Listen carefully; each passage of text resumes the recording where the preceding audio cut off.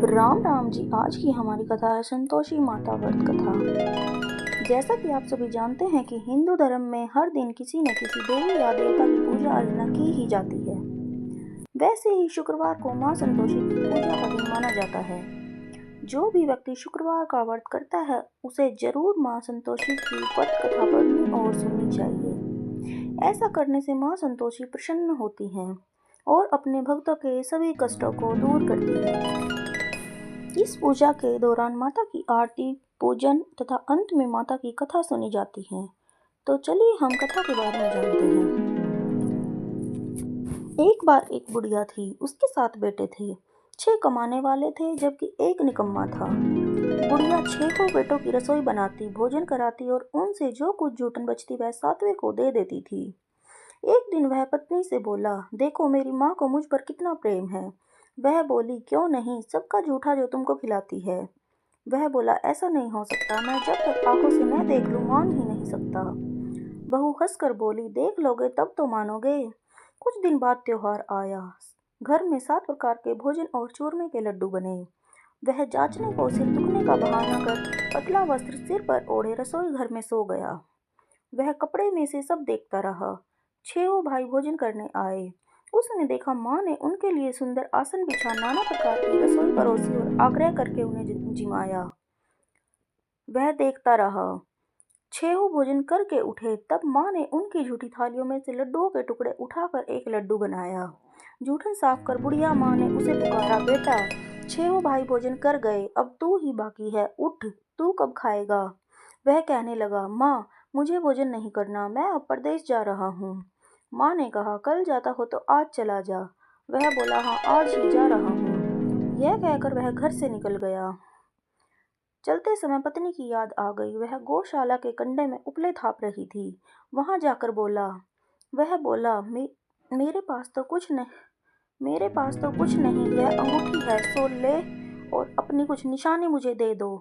वह बोली, मेरे पास क्या है, यह गोबर भरा हाथ है। यह कहकर उसकी पीठ पर गोबर के हाथ की थाप मार दी। वह चल दिया। चलते चलते दूर देश पहुंचा। वहां एक साहूकार की दुकान थी। वहां जाकर कहने लगा, भाई मुझे नौकरी पर रख लो। साहूकार को जरूरत थी, बोला, रह जा। लड़के ने पूछा, तनख्वाह क्या दोगे। साहूकार ने कहा, काम देखकर दाम मिलेंगे। साहूकार की नौकरी मिली। वह सुबह 7 बजे से 10 बजे तक नौकरी बजाने लगा। कुछ दिनों में दुकान का सारा लेन देन, हिसाब किताब, ग्राहकों को माल बेचना, सारा काम करने लगा। साहूकार के 7-8 नौकर थे। वे सब चक्कर खाने लगे। यह तो बहुत होशियार बन गया। सेठ ने भी काम देखा तो 3 महीने में ही उसे आधे मुनाफे का हिस्सेदार बना लिया। वह कुछ वर्ष में ही नामी सेठ बन गया और मालिक सारा कारोबार उस पर छोड़कर चला गया। इधर उसकी पत्नी को सास ससुर दुख देने लगे। सारी गृहस्थी का काम करा के उसे लकड़ी लेने जंगल में भेजते। इस बीच घर के आटे से जो भूसी निकलती उसकी रोटी बनाकर रख दी जाती थी और फूटे नारियल की नारेली में पानी। एक दिन वह लकड़ी लेने जा रही थी। रास्ते में बहुत सी स्त्रियां संतोषी माता का व्रत करती दिखाई दी। वह वहां खड़ी होकर कथा सुनने लगी और पूछा, बहनों तुम किस देवता का व्रत करती हो और उसके करने से क्या फल मिलता है। यदि तुम इस व्रत का विधान मुझे समझा कर कहोगे तो मैं तुम्हारा बड़ा एहसान मानूंगी। तब उनमें से एक स्त्री बोली, सुनो, यह संतोषी माता का व्रत है। इसके करने से निर्धनता, दरिद्रता का नाश होता है और जो कुछ मन में कामना हो सब संतोषी माता की कृपा से पूरी होती है। तब उसने उससे व्रत की विधि पूछी।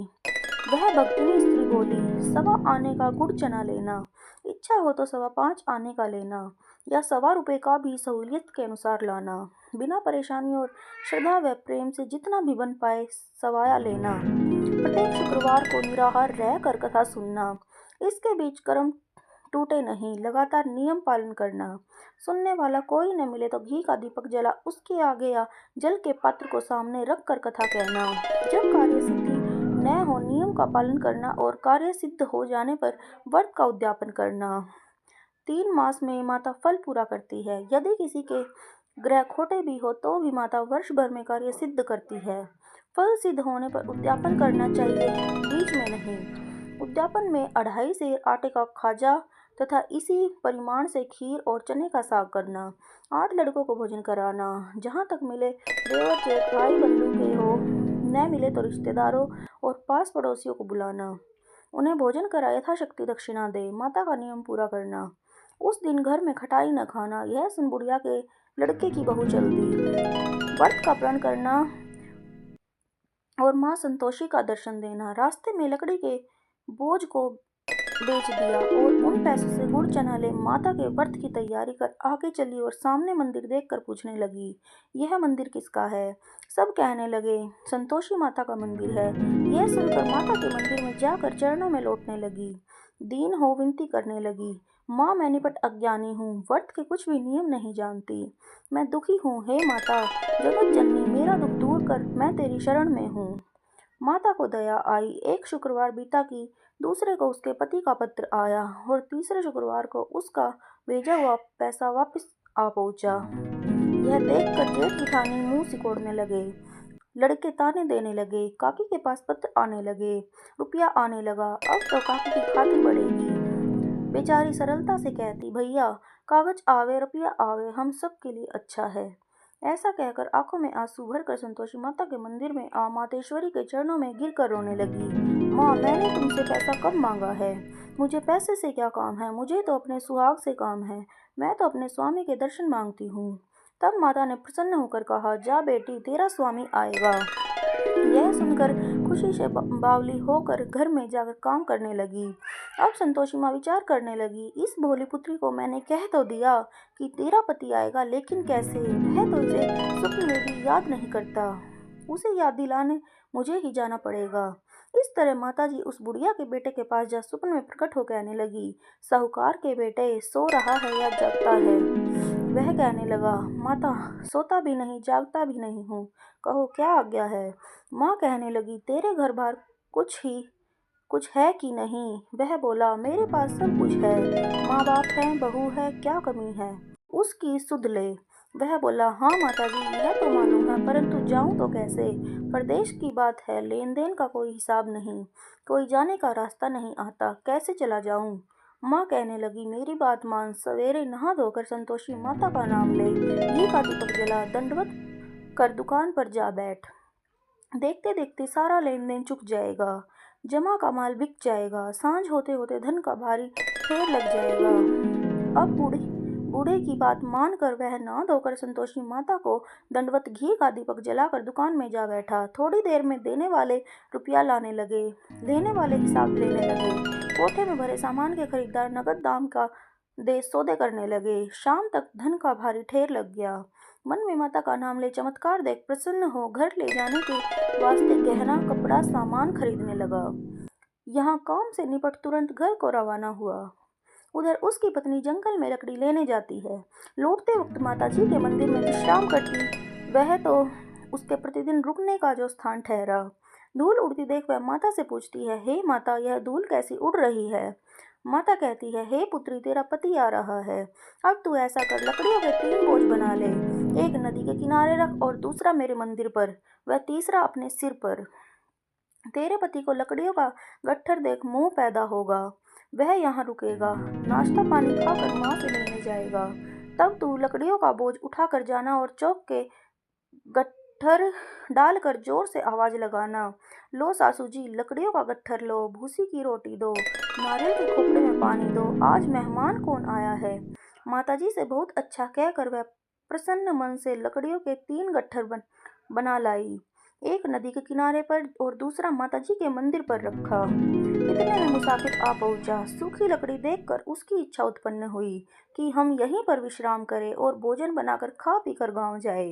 इसी तरह रुककर भोजन बना विश्राम करके गांव को गया, सबसे प्रेम से मिला। उसी समय सिर पर लकड़ी का गट्ठर लिए वह उतावली सी आती है। लकड़ियों का भारी बोझ आंगन में डालकर जोर से 3 आवाज देती है, लो सासू जी लकड़ियों का गट्ठर लो, भूसी की रोटी दो, आज मेहमान कौन आया है? यह सुनकर उसकी सास बाहर आकर अपने दिए हुए कष्टों को भुलाने हेतु कहती है, बहू ऐसा क्यों कहती है? तेरा मालिक ही तो आया है, आ बैठ, मीठा भात खा, भोजन कर, कपड़े गहने पहन। उसकी आवाज सुन उसका पति बाहर आता है। अंगूठी देख व्याकुल हो जाता है। माँ से पूछता है, माँ यह कौन है? माँ बोली, बेटा यह तेरी बहू है, जब से तू गया है तब से सारे गांव में भटकती फिरती है, घर का काम काज कुछ करती नहीं, चार पहर आकर खा जाती है। वह बोला, ठीक है माँ, मैंने इसे भी देखा और तुम्हें भी। अब दूसरे घर की ताली दो, उसमें रहूंगा। माँ बोली, ठीक है, जैसी तेरी मर्जी। तब वह दूसरे मकान की तीसरी मंजिल का कमरा खोल सारा सामान जमाया। एक दिन में राजा के महल जैसा ठाट बाट बन गया। अब क्या था, बहू सुख भोगने लगी। इतने में शुक्रवार आया। शुक्रवार व्रत के उद्यापन में हुई भूल किया खटाई का इस्तेमाल। उसने अपने पति से कहा, मुझे संतोषी माता के व्रत का उद्यापन करना है। पति बोला, खुशी से कर लो। वह उद्यापन की तैयारी करने लगी। जेठानी के लड़कों को भोजन के लिए कहने गई। उन्होंने मंजूर किया, परंतु पीछे से जेठानी ने अपने बच्चों को सिखाया, देखो भोजन के समय खटाई मांगना, जिससे उसका उद्यापन पूरा न हो। लड़के जीमने आए, खीर खाना पेट भर खाया, परंतु बाद में खाते ही कहने लगे, हमें खटाई दो, खीर खाना हमको नहीं भाता। देखकर अरुचि होती है। वह कहने लगी, भाई खटाई किसी को नहीं दी जाएगी, यह तो संतोषी माता का प्रसाद है। लड़के उठ खड़े हुए, बोले, पैसा लाओ। भोली बहू कुछ जानती नहीं थी, उन्हें पैसे दे दिए। लड़के उसी समय हट करके इमली की खटाई लेकर खाने लगे। यह देखकर बहू पर माताजी ने कोप किया। राजा के दूत उसके पति को पकड़ कर ले गए। जेठ जेठानी मन माने वचन कहने लगे, लूट लूट कर धन इकट्ठा कर लाया है, अब सब मालूम पड़ जाएगा जब जेल की मार खाएगा। बहू से यह सहन नहीं हुआ। वह माँ संतोषी से माफी मांगने लगी। रोती हुई माताजी के मंदिर गई और कहने लगी, हे माता, तुमने क्या किया? हंसाकर अब भक्तों को रुलाने लगी। माता बोली, बेटी, तूने उद्यापन करके मेरा व्रत भंग किया है। वह कहने लगी, माता, मैंने कुछ अपराध किया है? मैंने तो भूल से लड़कों को पैसे दे दिए थे, मुझे क्षमा करो, मैं फिर तुम्हारा उद्यापन करूंगी। माँ बोली, अब भूल मत करना। वह कहती है, अब भूल नहीं होगी, अब बतलाओ वे कैसे आएंगे? माँ बोली, जा पुत्री, तेरा पति तुझे रास्ते में आता मिलेगा। वह निकली, राह में पति आता मिला। वह पूछने लगी, कहाँ गए थे? वह कहने लगा, इतना धन जो कमाया था उसका टैक्स राजा ने मांगा था, वह भरने गया था। वह प्रसन्न हो बोली, भला हुआ, अब घर को चलो। कुछ दिन बाद फिर शुक्रवार आया। फिर उसने व्रत का उद्यापन किया। वह बोली, मुझे फिर माता का उद्यापन करना है। पति ने कहा, करो। बहू फिर जेठ के लड़कों को भोजन को कहने गई। जेठानी ने एक दो बातें सुनाई और सब लड़कों को सिखाने लगी, तुम सब लोग पहले ही खटाई मांगना। लड़के भोजन से पहले कहने लगे, हमें खीर नहीं खानी, हमारा जी बिगड़ता है, कुछ खटाई खाने को दो। वह बोली, खटाई किसी को नहीं मिलेगी, आना है तो आओ। वह ब्राह्मण के लड़के ले लाकर भोजन कराने लगी। यथाशक्ति दक्षिणा की जगह एक एक फल उन्हें दिया। संतोषी माता प्रसन्न हुई। माता की कृपा होते ही 9वें मास में उसके चंद्रमा के समान सुंदर पुत्र पैदा हुआ। पुत्र को पाकर प्रतिदिन माता जी के मंदिर में जाने लगी। माँ ने सोचा, यह रोज आती है, आज क्यों न इसके घर चलूं। यह विचार कर माता ने भयानक रूप बनाया। गुड़ चने से सना मुख, ऊपर सूंड के समान होठ, उस पर मक्खियाँ भिन भिन कर रही थी। देहली पर पैर रखते ही उसकी सास चिल्लाई, देखो रे, कोई चुड़ैल डाकिन चली आ रही है, लड़कों इसे भगाओ, नहीं तो किसी को खा जाएगी। लड़के भगाने लगे, चिल्लाकर खिड़की बंद करने लगे। बहू रोशनदान में से देख रही थी।